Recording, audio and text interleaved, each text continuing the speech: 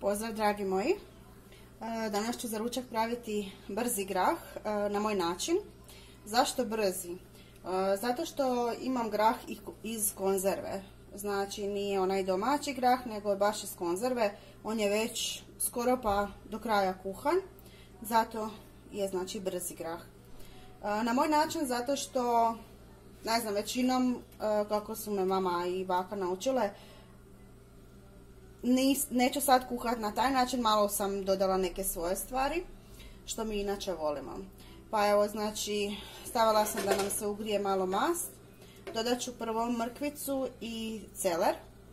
Znači, ja nisam nigdje jela gdje ima još celera unutra, a meni je to fino, ja inače volim celer.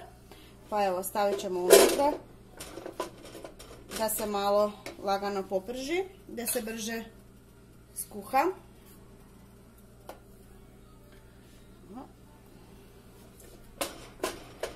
Kada se bude malo skuhalo, onda ću dodati malo praška za pecivo, čisto da se brže, znači, skuha, s obzirom da mi je grah, jel, kažem, skuhan.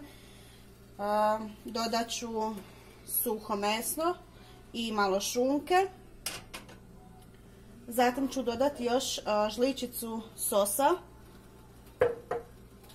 I onda, znači, bijeli luk, crveni luk možete stavit ću sol, vegetu, malo ću samo pobiberiti i stavit ću peršinov list. Kad to malo provri, onda dodajem grah i ostavljam, znači, da kuha do kraja. Što se tiče zaprške, možemo ju raditi, znači, klasično onako kako pržimo brašno i crveni luk, papriku, već kako ko radi. S tim da ako ne želite raditi zapršku, možete staviti malo više krumpira. I onda kad se krompir skuha, ja ću ga staviti malo. Kad se krompir skuha, izvadite nekolicinu, podropate u tanjuriću i vratite unutra. Ono će vam dati, znači, dodatnu gustoću, tako da možda ako ne želite praviti zapršku sa brašnom. Pa evo.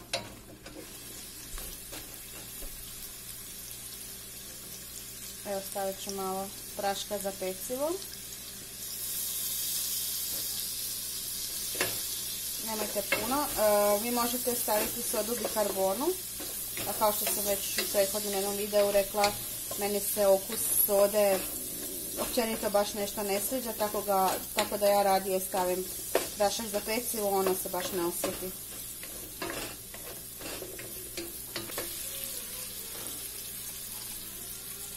Malo ću vegete,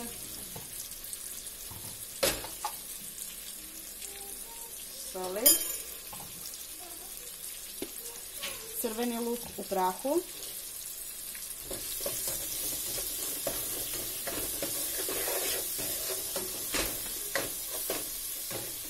stavit ću ovo sušeno meso unutra i šunke malo.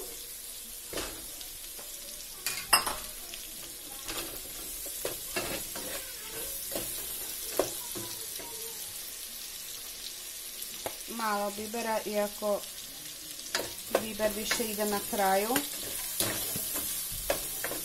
i malo bijelog luka.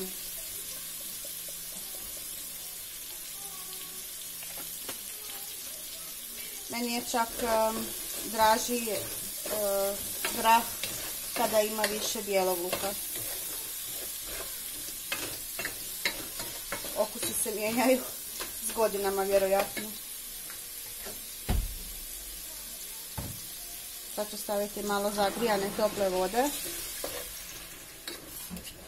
Znači, uvijek u koje god jelo stavljate vodu, uvijek mora biti topla voda ili čak vrela voda. Znači, nikad nemojte stavljati hladno.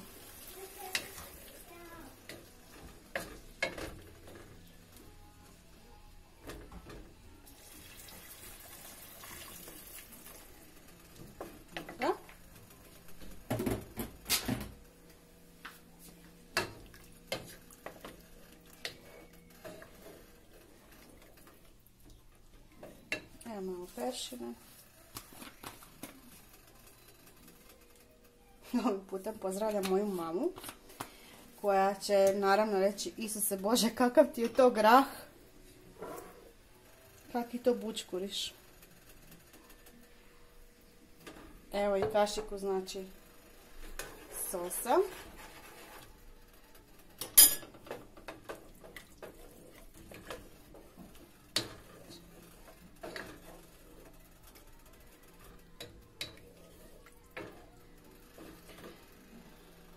Tu ću sad naliti još vode i onda ću poklopiti da se to malo prokuha.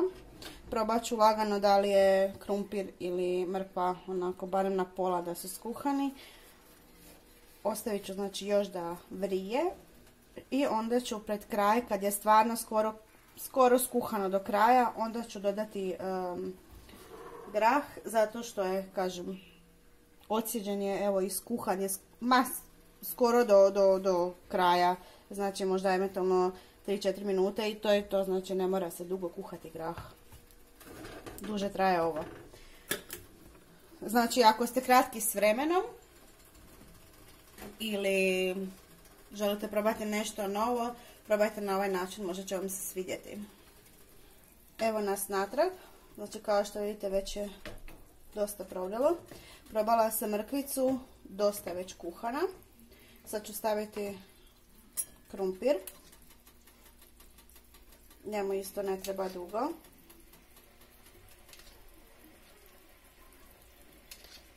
Jedno par minuta, možda nekih 5. I onda dodajem grah.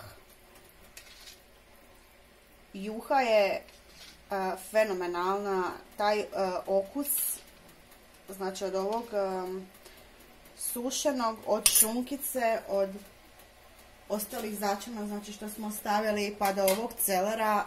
Ja vam ne mogu opisati, znači dok to ne probate. Probajte s tim celerom napraviti. Ja celer obožavam i on je inače jak. Znači prošlo je recimo nekih 5 minuta. Krumpir mi je skoro do kraja skuhan. Dodat ću sada polako grah. Dodajte još vode ako vam je potrebno. Ja ću vidjeti. Dobro.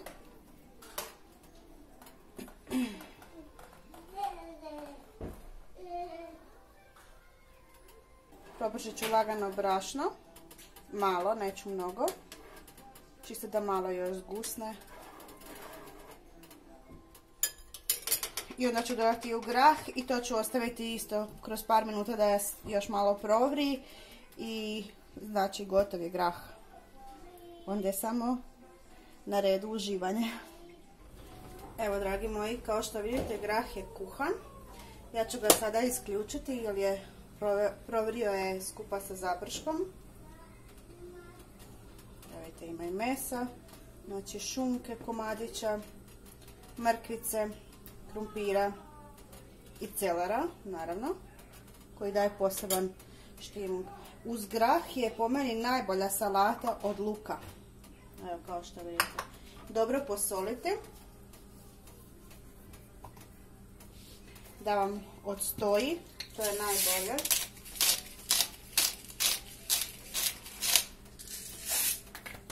Dobro izmiješati i dodati znači sirće. Uz domaći kruh koji sam sinoć napravila. Ovo će biti fenomenalan ručak. Pa evo, uživajte i vi. Nadam se da ćete probati, da ćete javiti utiske da li vam se sviđa grah sa celerom.